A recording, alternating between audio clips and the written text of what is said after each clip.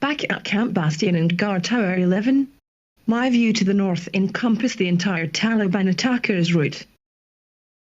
I've marked where I predicted on the 7th of September that the Taliban would start an attack from the mud track running parallel to Bastion's airfield. The darkest patches, behind the arrow, are crops on the far side of the mud track. The dark patch, below the arrow, is a sign of the soil being disturbed due to the earthworks that can be seen in the top right of this photo of mine from the 7th of September. These unguarded earthworks ran from the mud track right up to the perimeter fence about 600 metres away. They provided perfect cover for any hopeful attackers. This was Camp Bastion's open door for the Taliban, with everything short of a neon sign declaring attack here.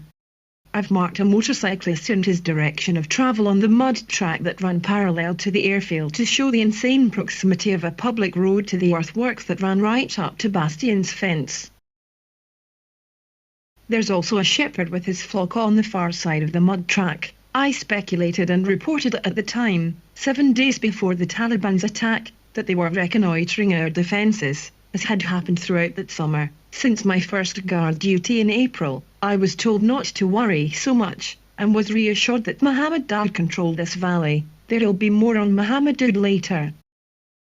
There was someone else who used those earthworks as cover that September, profiteering British Army officers. Just 3 days before the Taliban's attack, on the 11th of September, British Minister of Defence Philip Hammond visited Camp Bastion. One of his tasks was to approve the purchase of more Foxhound protected patrol vehicles, but there was a problem with the Foxhound. They kept breaking down in hot weather, but desperate to pass this £400 million procurement deal, regardless of the Foxhound being operationally defunct, they decided to deceive Philip Hammond. The Minister of Defence had to see the vehicles in operation before returning to Parliament to approve additional expenditure, and so a staged patrol was set up along the mud track running beside Bastion for Mr Hammond to watch from an airfield guard tower. What Hammond didn't know is that hidden out of sight were two 32-ton recovery vehicles, ready to rescue any of the Foxhounds on the staged patrol that overheated and broke down, as they were prone to do.